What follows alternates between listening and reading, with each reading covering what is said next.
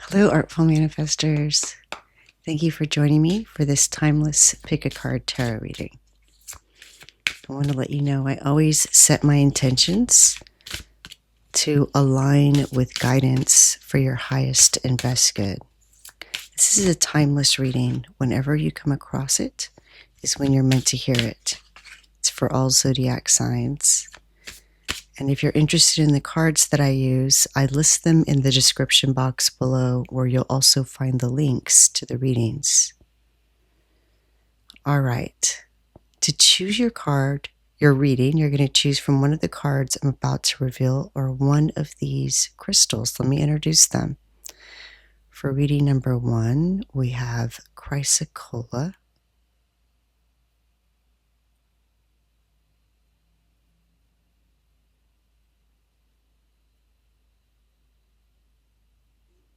And for reading number 2, we have ruby kyanite.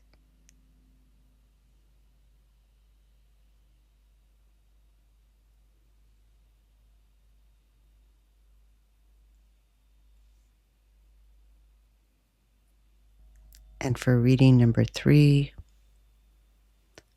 blue onyx.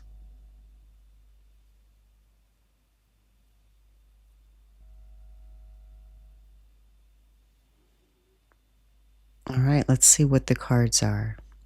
For reading number 1, this is the image.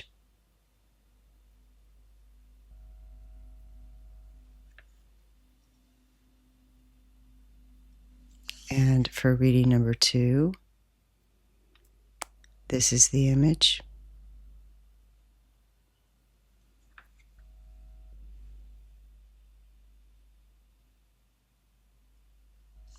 And for reading number 3,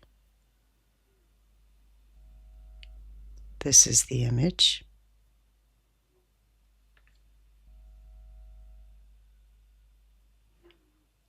Let your inner wisdom guide you.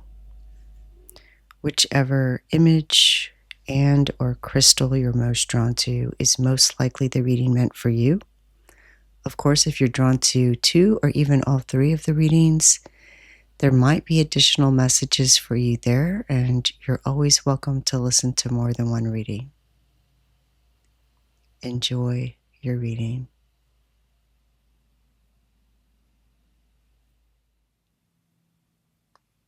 Hello, reading number 1. You chose Pansy.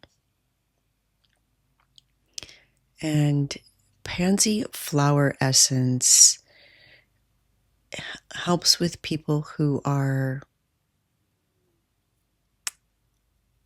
sensitive, psychic, empathic. If you feel like you're easily influenced by others' emotions, or that you're energetically porous, Pansy helps fortify the subtle body. It doesn't close you off. It filters, clarifies, and strengthens your energetic edges, your energetic boundaries, so that your light moves in clarity. It helps you distinguish your energy from the energy of others. So it's really great for spiritual practitioners, artists, even intuitive children. And Chrysocolla similarly offers energetic protection through frequency. So it's not shielding aggressively, it's not using force. It creates a field of calm resonance that naturally repels chaotic energy, like a serene pond that refuses to be stirred up. It teaches resonance over resistance. it's this stillness. Yeah, it's very peaceful. It's this stillness within, trust within your own knowing, so that you aren't brought into any kind of energetic upheaval caused by others' their own chaos. It can be a gift to sense what other people are feeling, but it's an even greater gift if you can do it while maintaining the integrity of your own energy. And that's what this reading is about. Where are you allowing others' energies to influence you, or where is your energy leaking, and what can you do to stop it, and where will that lead?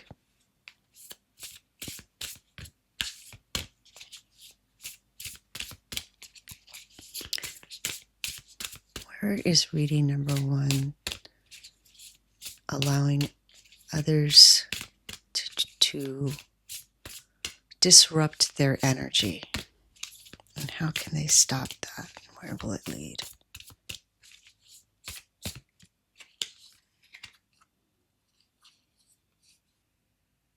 All right, we have the Knight of Swords.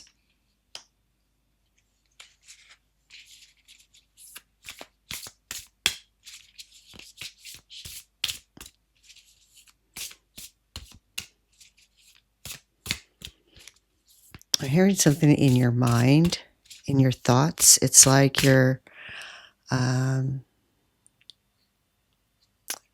type of telepathy, like you're picking up on other people's thoughts, and maybe it's like, are these your thoughts or are these their thoughts?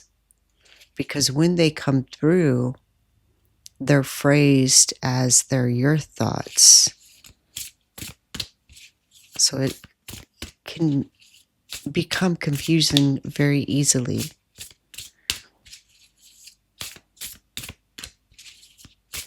And I'm also hearing that you can ask your guides to help you to rephrase, help you filter other people's thoughts so that they're not in first person. 4 of Swords. I'm going to have to check in a minute because it's been a while. Like first person, second person, third person. First person is I. When I say I this, I that, me. So of course, when we think about ourselves, those are the pronouns we would be using. And if you're literally picking up on somebody else's words, their thoughts, word for word, verbatim, you're also going to hear the words I and me. So in your mind, it's easy to confuse those thoughts. But if you ask your guides to filter those thoughts, and in the process, when it goes through that filter, that you hear different pronouns than what that person's thinking, like she, or if, whatever it is, that he, that it helps you distinguish between your thoughts and theirs. Interesting. Okay, this is just, kind of what I'm picking up from my guides, what they're sharing with me. Not quite what the cards are saying yet. We'll get to that. Where will it lead once you learn to protect your thoughts and energy? That's 2.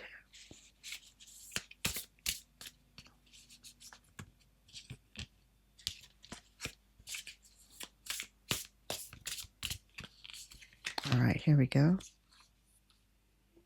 The Six of Cups.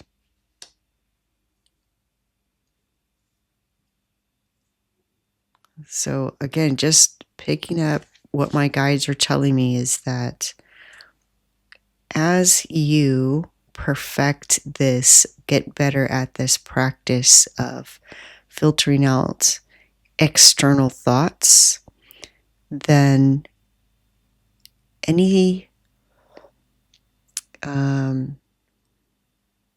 ties, resonance to old painful memories are going to be severed. So it's not that you won't have those memories anymore, but they won't have the same energetic pull on you as they once did. Because by practicing this, you're also practicing just everything that's floating out there in the ether, in the quantum field. You're going to be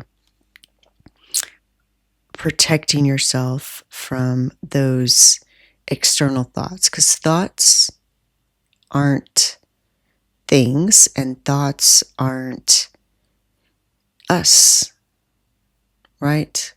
Thoughts are thoughts. They're energy that floats around us and sometimes through us, but they aren't actually you. So you are not your thoughts. All right, let's look at the cards now. We see with the Knight of Swords somebody running, rushing.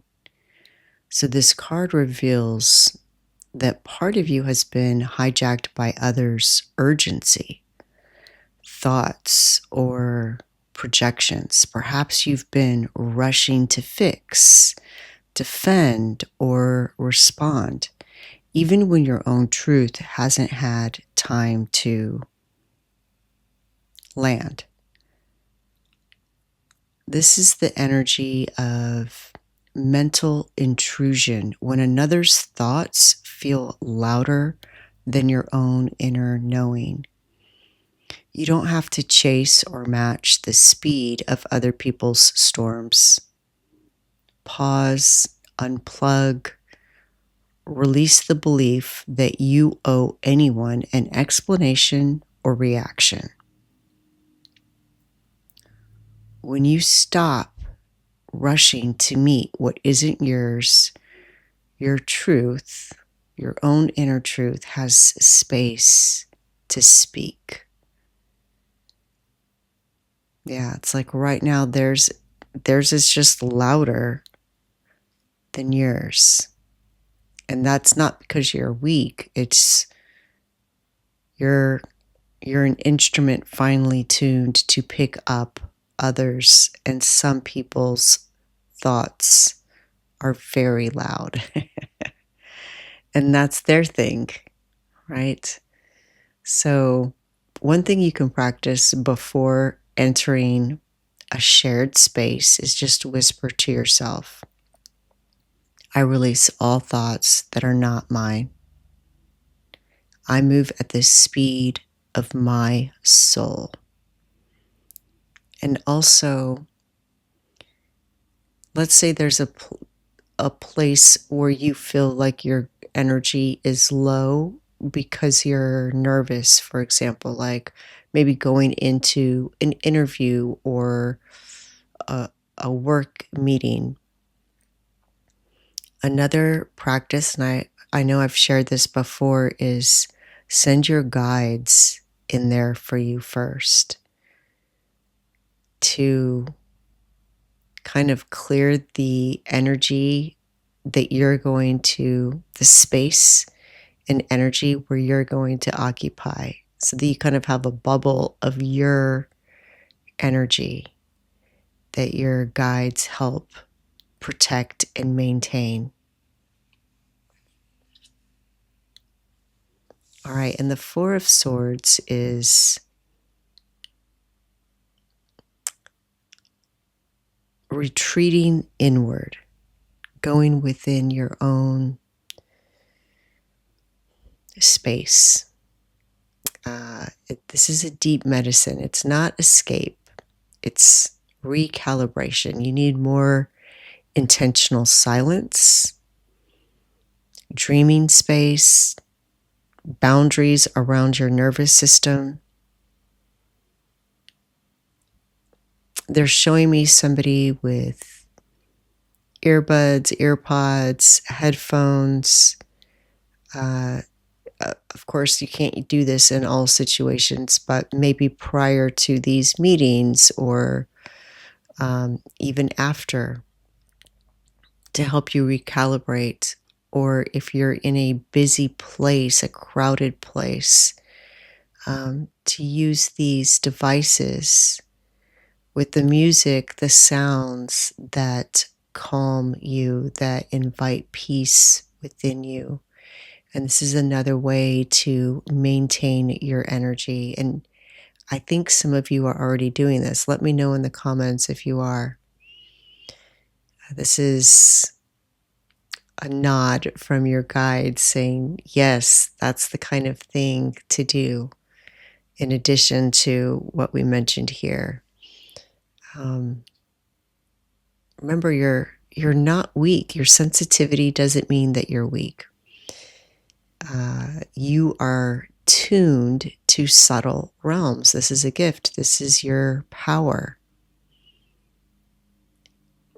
But every instrument needs to be tuned from time to time, like a guitar, a piano, and it needs to be rested. These, even something like a hand drum, it needs to be warmed up. I have friends that have hand drums, and when we have gatherings around the fire, they'll place it, of course not in the fire, but close enough to the fire where that skin gets warmed, where the wood gets warmed. Even the humidity, the temperature, these affect instruments. And so you can think of your environments and the other people as the humidity and the temperature, energetically and emotionally for you. And so you need to mind your instrument in the same ways somebody would care for a violin or a guitar or a drum.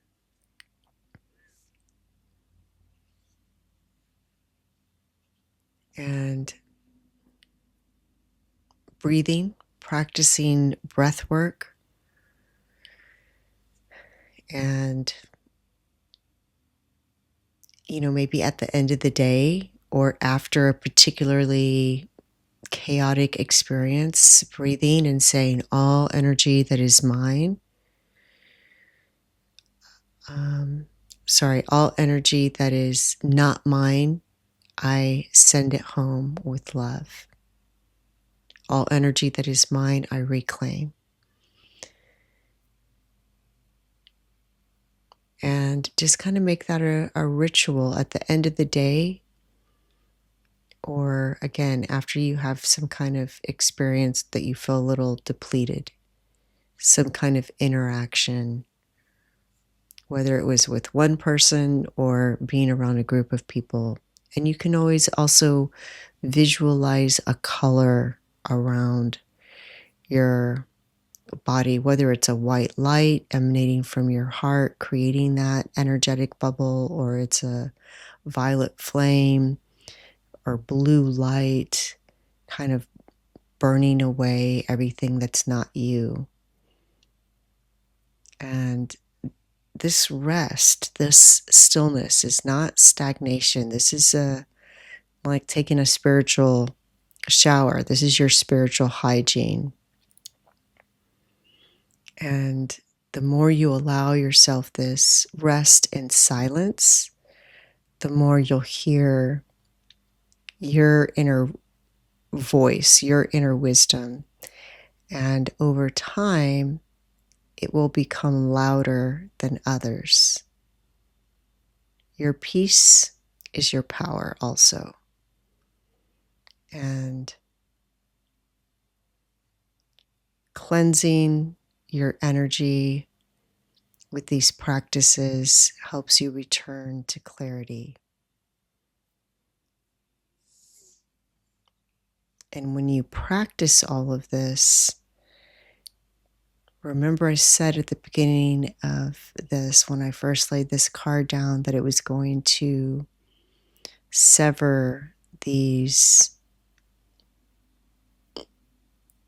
painful strings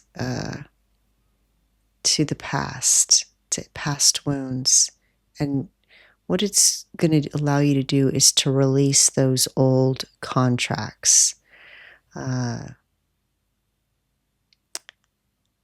This absorbing of other people's energy was a survival skill.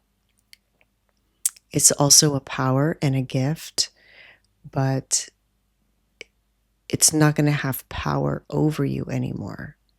Other people's emotions, you're not going to feel rushed to meet their needs or predict what their needs are. So it could be something from, this pattern of absorbing others might have roots in childhood or past lives. You may have been the peacemaker in the past, the empath, the one who had to read the room to feel safe. But now it's time to return your emotional energy to yourself. You don't owe anyone your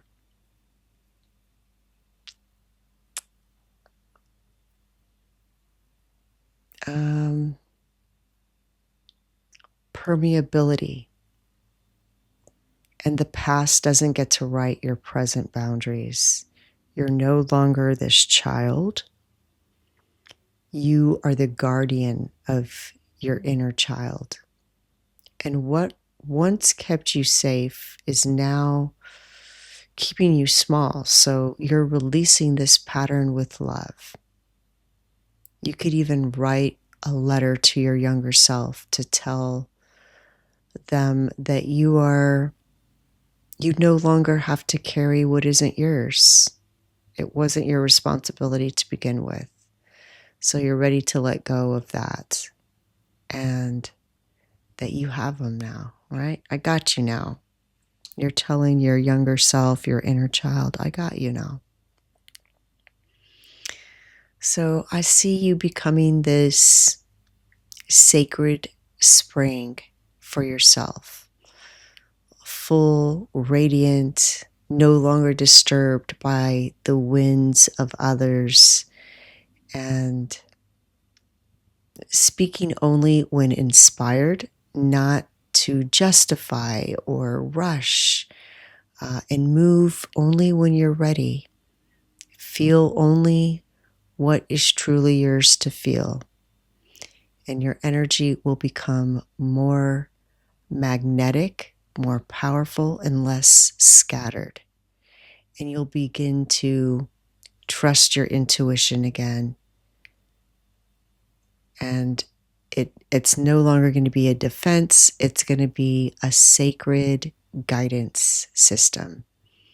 You're being led to clarity, sovereignty, and relief at a deep soul level. Wow. Reading number 1. So happy for you. Please let me know if this resonates. I love to read your comments, and I'm wishing you the best. The light in me sees the light in you. Thank you. Bye. Hello, reading number 3. You chose potato, which is grounding, and the ruby kyanite. And those rubies also grounding, connected to the root chakra. And we know that potatoes grow in the earth. So already we have this synchronistic message of grounded essence. There's a lot of these little social media videos or content around, if you crave this food, your body's lacking this mineral. But food, fruits, vegetables, they aren't just a conglomerate of minerals and vitamins and proteins and starches. They are alive, and they have a spirit, and they have an energy. And so if there is a food that you crave, you may also look at its energetic signature, and perhaps that will give you a clue as to why you're craving it. So if you're one that loves potatoes and eats lots of potatoes, perhaps you are looking to feel more grounded. Maybe your body is intuitively guiding you towards energy stabilization through what you eat.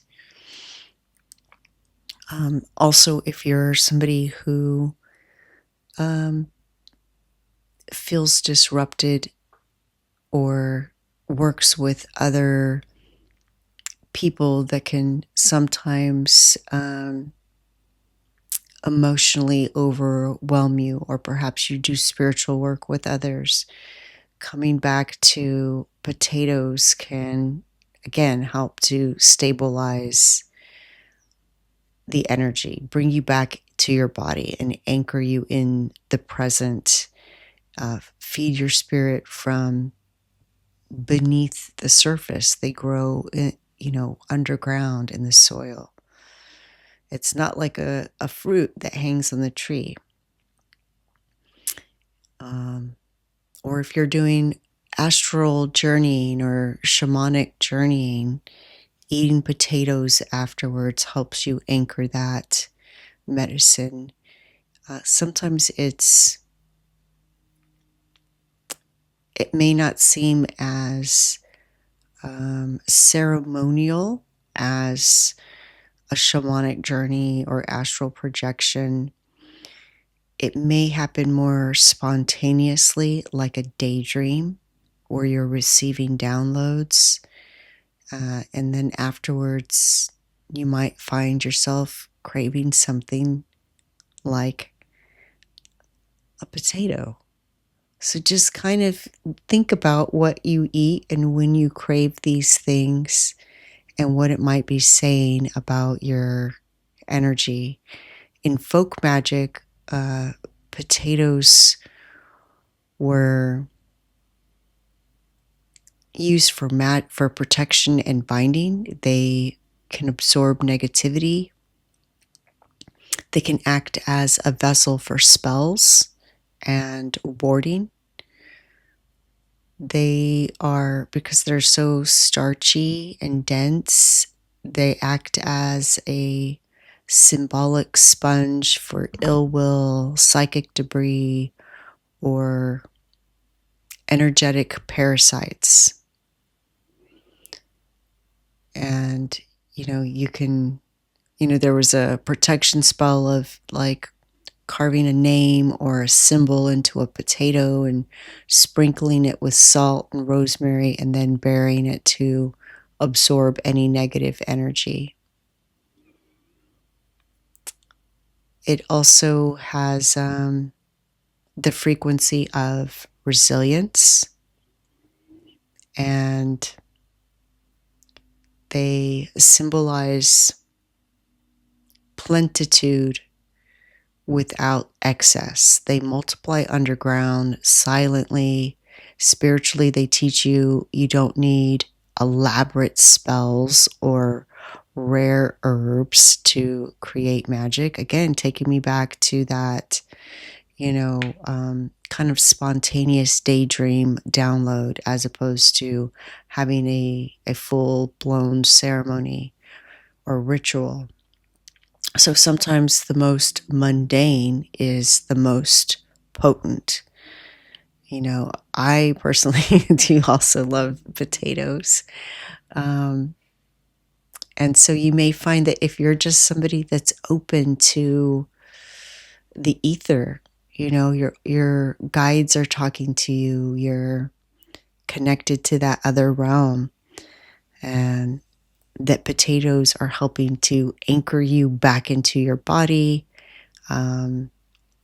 Maybe you have really vivid dreams, and they're also helping to anchor what you brought back with you during these spontaneous travels or nighttime journeys. And they're very comforting, you know? Just the smell of roasting potatoes brings comfort. They link us to that domestic divinity, nurturing, sacred simplicity. And here we have the ruby kyanite,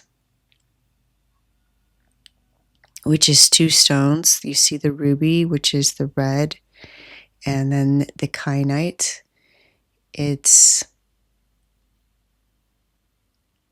The rubies stir the desire to live fully, to love boldly, to embody your essence with vitality.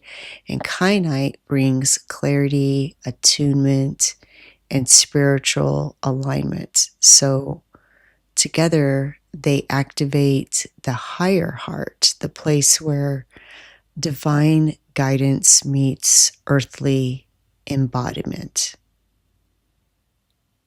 So you can feel passion and know how to act on it. Sometimes we feel passion, but we're not exactly sure what to do. It helps you to feel ready to express truth without apology and step into spiritual leadership. It anchors the voice of your inner knowing. Kyanite opens channels of clairaudience or higher guidance, while the ruby strengthens your resolve to trust what you hear. So this is great for intuitives and seers who sometimes second guess their gifts. So if you're starting on that part of your spiritual journey where you really feel like you're receiving signs, synchronicities, and messages from the ether, but you're still doubting yourself a little bit, then ruby kyanite is a great ally. And it also helps align the chakras, and that comes from your, the trust within yourself, and clears any kind of emotional or mental confusion. All right, so I feel that you are learning to ground yourself and anchor your spiritual insights.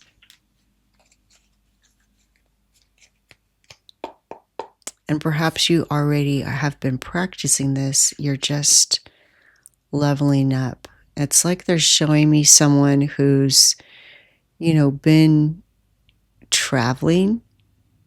And though in the quantum field there is no distance, I'll use the word distance just because our language doesn't really have a way of expressing what they're showing me. But it's like you're traveling greater distances spiritually in these nighttime dreams, daydreams, soul journeys. And so you're looking for a stronger anchor, if I'm saying that right. All right, let's find out how you can best ground yourself, anchor your spiritual insights, and what all of this is all about.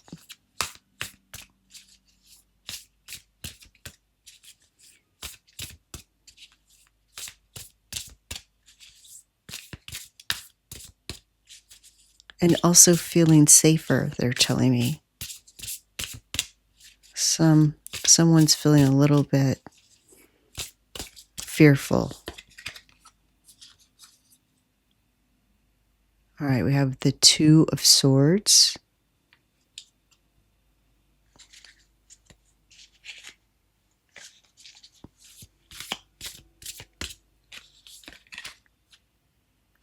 The Hanged Man.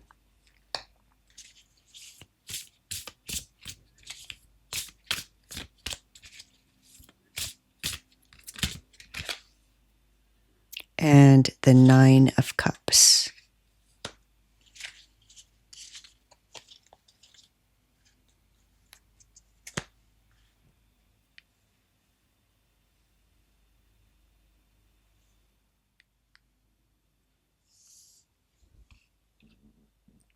Something buried is rising, and it's no longer possible to stay in limbo.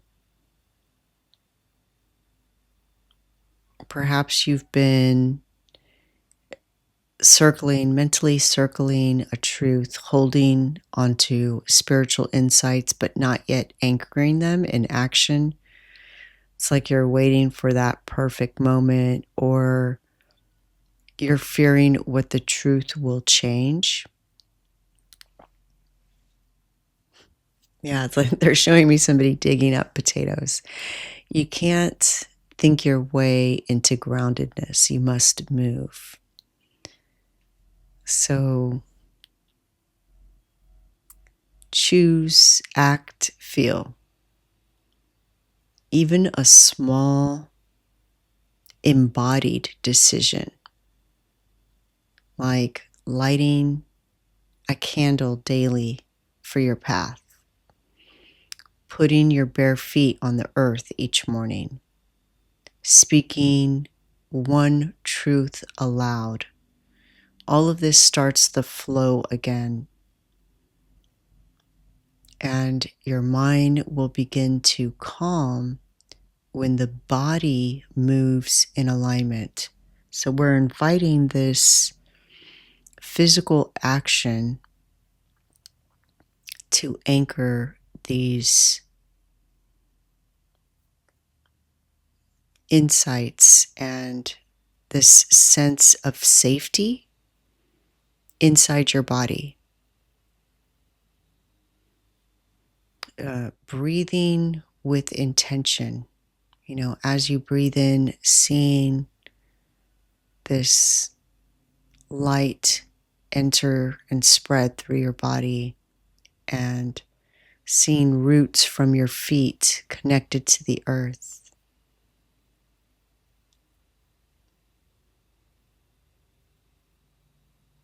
Seeing a pillar of light from your crown, through your spine, through your feet, through your root chakra, all the way to the earth. And moving like that, like every time you step on the ground, being consciously mindful of your feet meeting the earth. And all of this will help you to feel more grounded and break any illusions of maybe feeling stuck or stagnant, unsure, fearful. It's like being afraid to act because you don't quite believe it yet. So just doing small actions, maybe that aren't connected to whatever this thing is that's buried in you that wants to be expressed. Small actions. I see someone making a vision board, physical acts. And the Hanged Man is surrendering, is a gateway to that embodiment. It's the sacred pause, but not paralysis. It's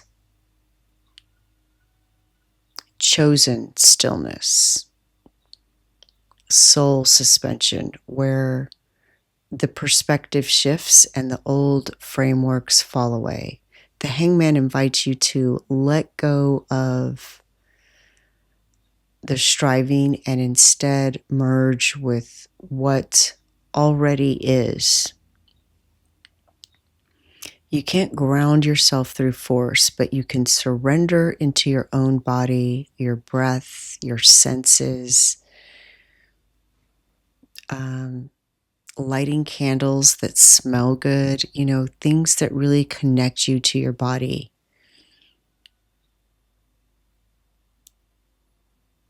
Anchor not by pushing down, but by hanging in trust. What you seek to root is already rooting in you. So just let go and become the ground. It's like you're the soil that something's growing in, this thing that's been buried, and I see you, digging in there, pulling this out. Wow. Spend time upside down. Put your, lay on the floor and put your legs up on the wall. Or on a couch or bed where you can let your head gently hang down and literally practice, a different perspective. And just look at your room that way. Journal with this question. What insight am I resisting bringing into form because of what it might cost me? And how can I act for the highest good, my highest good and others?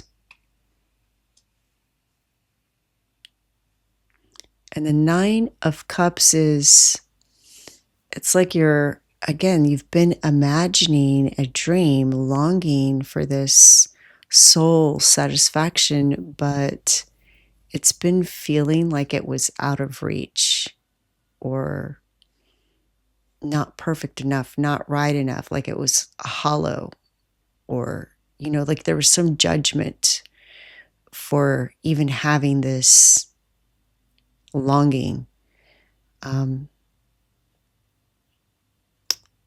When spiritual insight isn't anchored into the body, word or, deed, action, it creates longing instead of fulfillment. What are you longing for? You may have been seeking joy above the surface, in wishful visions, but not integrating it into your life, into living it. You're not living that joyfulness. And the remedy is to call your joy back into your body, into your home, into your small daily acts.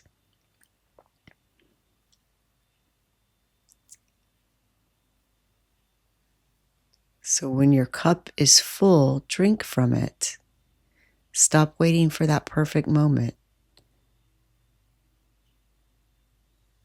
And it doesn't have to be elaborate. This is simple acts of magic. Stirring your tea or coffee with intention and asking for something like joy without any strings attached, without, look at all the strings. It's like maybe you've been wanting something, but there have been strings attached to it. like thinking that that joy is going to come from having this specific thing delivered in this specific way at this specific time. And you're constricting the flow of the universe. It's like as soon as you have this desire, it exists, and the universe works to bring it to you. But if there's too many stipulations, then it slows down that fulfillment. So you've had something slowing down your fulfillment. So just changing your perspective will help you to anchor in these wishes.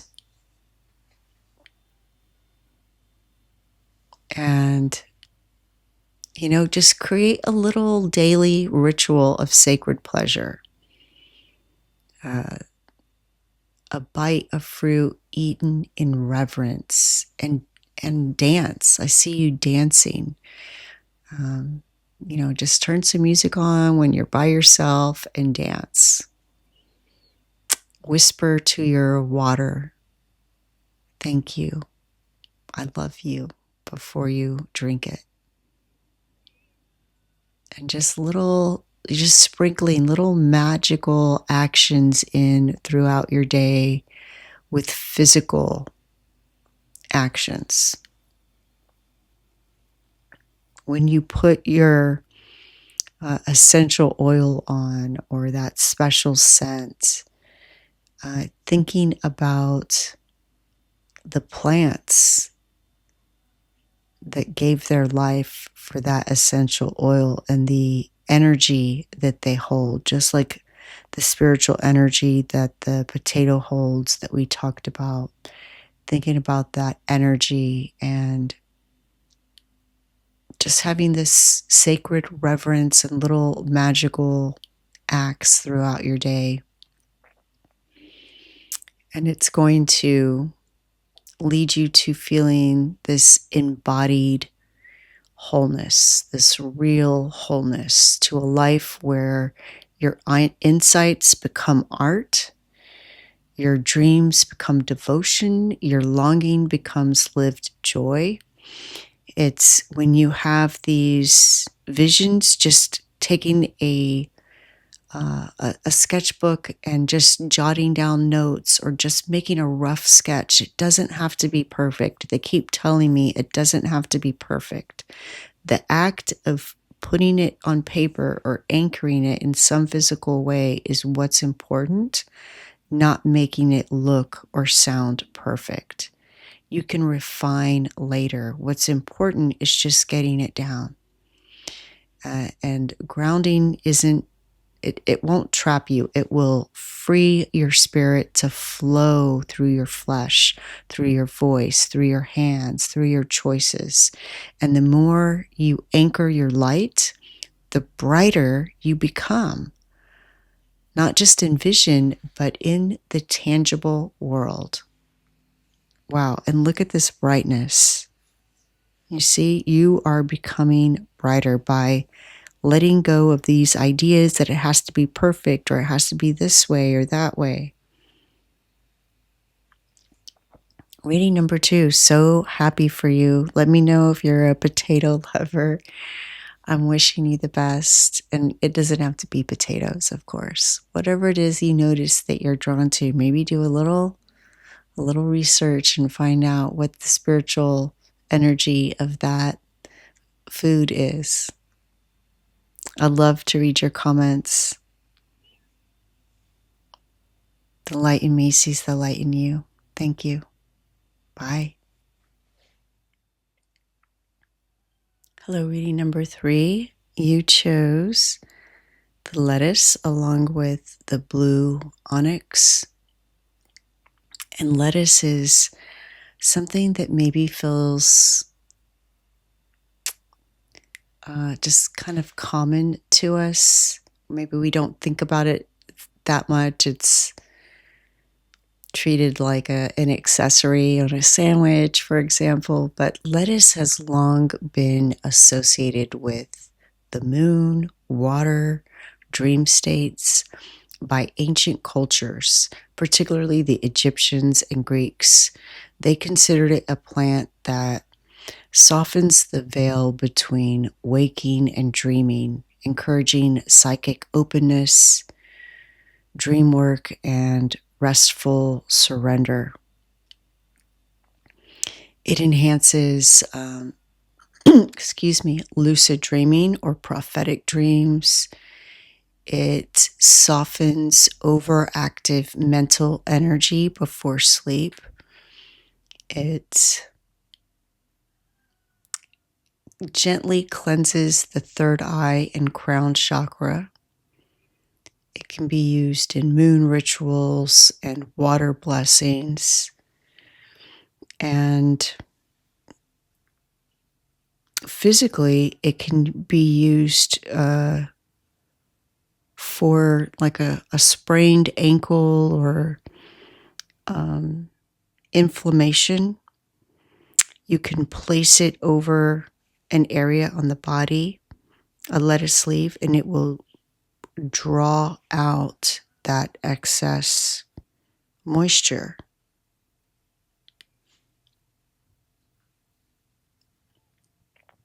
And it also has a like a soft protective energy and a cooling energy. So we think about protectors like garlic, it kind of like heats us or warms us. But lettuce has this cool, passive, protective energy, which is, useful for empaths, children, or anybody with kind of a delicate nervous system. Its vibration is one of diffusion and dampening, wrapping your energy field in soft green light that deflects overstimulation. So it can clear energetic overwhelm, creating gentle words around you. It's very cooling, and so is blue onyx. It's really interesting, the connection here. Lettuce also has the ability, especially in its wild form, to kind of help with anxiety and overthinking. It contains this white, milky sap that used to be called lettuce opium. It's not opium, but that's what it was called, and it was used for its sedative effect because, again, it's soothing. It soothes this mental overactivity, over-identification with the ego, and this kind of like energetic buzzing. So it's grounding after divination, channeling, psychic opening. It's good for energetic burnout or sensory overload. And, it's like the potato. If you saw the potato, it reminds us that magic lives in the mundane. It teaches you to honor the soft, the common, the overlooked. Are you nourishing your body the way you nourish your visions? Are you too much in the head and not enough in the body?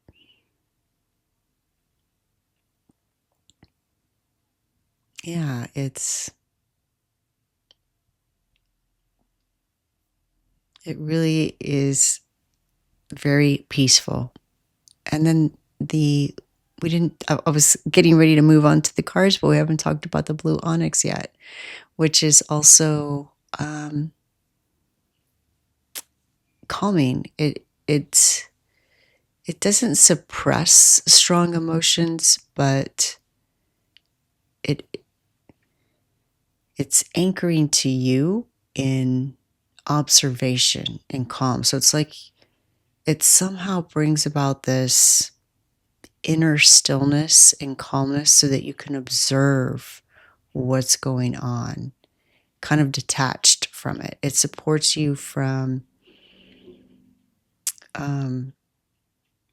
struggling to hold space for your own feelings without becoming overwhelmed or reactive, so that you can allow your emotions to pass through you.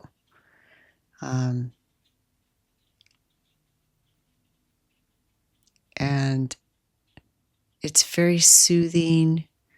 It builds resilience through emotional maturity. It keeps you steady in the face of others' projections. It resonates strongly with the throat chakra and helps clear the voice, not just the words spoken aloud, but the inner voice of knowing, especially when you're tempted to deny your needs or compromise your truth. Helps you to speak with clarity. It creates a protective field around you, but it's gentle. You know, a lot of times when we think of onyx, we think of black, which is a little bit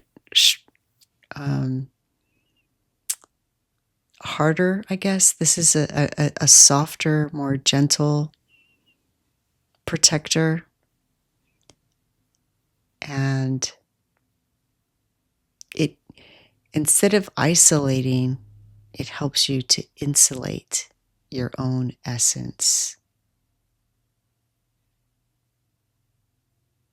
Yeah, I feel like there's something there about treating inflammation and this insulation here. And it helps prevent energetic leakage. It helps you make clear decisions, even in emotional situations. It helps, again, soothe that nervous system. All right. What I'm seeing is that there is something that's causing inflammation that may actually be taking place in your body as physical inflammation, but its spiritual roots are you're trying to insulate yourself from something. So let's find out what that is. What are you trying to spiritually insulate yourself from? And what's the best way for your highest and best good to protect yourself? All right, we have the Three of Cups.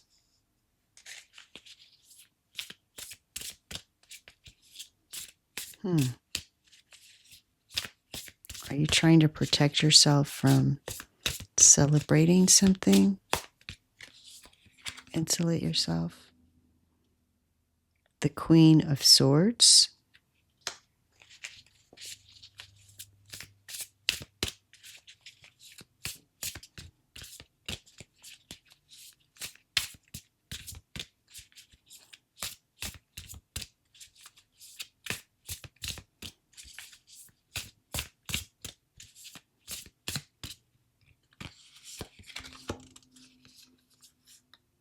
And the Eight of Pentacles.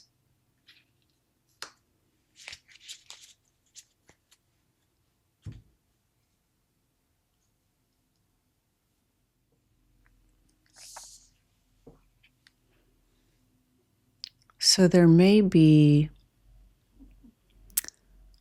connections that on the surface appear joyful, but leave you depleted or misaligned or unseen. It's like it's discombobulating you. So your spirit is trying to pull back from these shallow or draining social energies. This can include people pleasing, performing for approval, or staying emotionally open in spaces where your depth is not honored. So you might be insulating yourself from inauthentic relationships or expectations of emotional work, group dynamics that don't feel safe or reciprocal, even old friendships or soul ties that no longer nourish your becoming. Your soul is seeking communion, not consumption. Your higher self is whispering, you don't have to merge to be loved. You're disentangling yourself. I see this untangling of energy.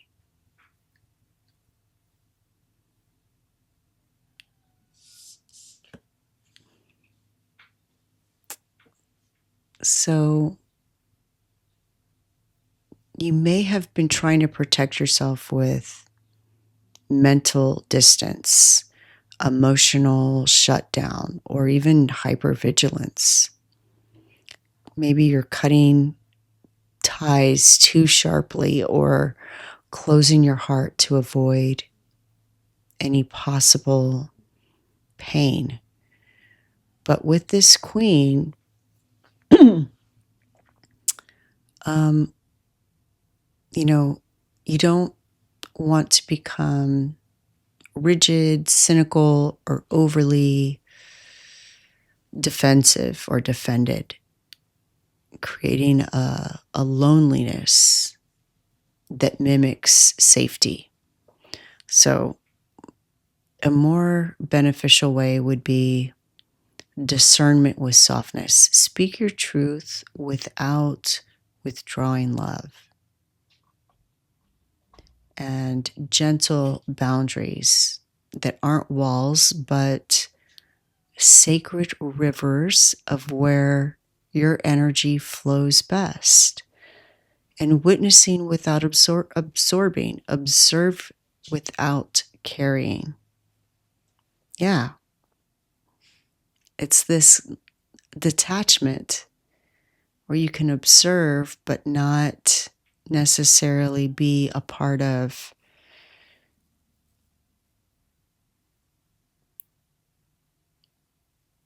You don't need to be sharp to be safe. She has this sword, but you don't have to be sharp to be safe. You don't want to just cut everyone off to be safe because you don't want to isolate yourself. Remember, we talked about isolation versus insulation. So you're learning how to insulate without isolating yourself. Wow. So it's like in the past part of your survival was a kind of performance, which meant that you were abandoning yourself for the sake of others. And so you don't want to do that anymore. And that's great. That's what's coming through. Talking with my hands too much. That's what's coming through. And that's important. That's the first step. But there is a way to not abandon yourself and still have meaningful interactions with others. And, it starts with this honesty. A queen doesn't explain herself. Just, I don't feel like that. I don't feel like doing that, or that's not my vibe, or, I enjoy this, or acknowledging you can connect with people without agreeing with them. That's interesting that you like such and such. I've never really connected with that. I prefer this. And so it just becomes a conversation, a rich conversation that invites diversity, rather than looking at we have to be the same in order to survive. That's something that you're releasing and letting go of. And you're able to remain in your truth and offer presence without self-abandonment. And what isn't yours, you can just let it flow right past you in that river. You don't have to pick it up and put it in your raft. And the Eight of Pentacles is, again, it's this soul work, not performance work. So when you stop insulating through isolation, disconnection, or burnout, because that's what happens. Sometimes we just get burned out from these performance interactions. And instead you start insulating with loving discernment and embodied presence. You're going to open to a deeper, more authentic devotion. Not just in relationships, but with your own craft, your own path, your own spiritual growth. You may have felt uninspired, unappreciated, or caught in perfectionism. You've been working spiritually, but this shift opens you to working in flow, not force. So you're going to begin to reconnect to your true motivations, begin to create and serve from joy, not obligation. And you're going to begin rebuilding sustainable, soul-aligned practices. When you insulate from noise, you return to your sacred craft and the work becomes worship again. You're trying to protect your spirit from emotional entanglement that feels celebratory, but it drains you. And these social dynamics that require you to betray your own depth. And instead of sharpening your edges, you're going to begin soft protection, clear, energetic rituals, and heart-led boundaries. And this is returning you to this soulful devotion to craft over performance, to the rituals that nourish rather than deplete. I love that. And you can see her sitting here at her crafting table. Right, and honoring her rhythm. Wow. Reading number 3, beautiful. I see this beautiful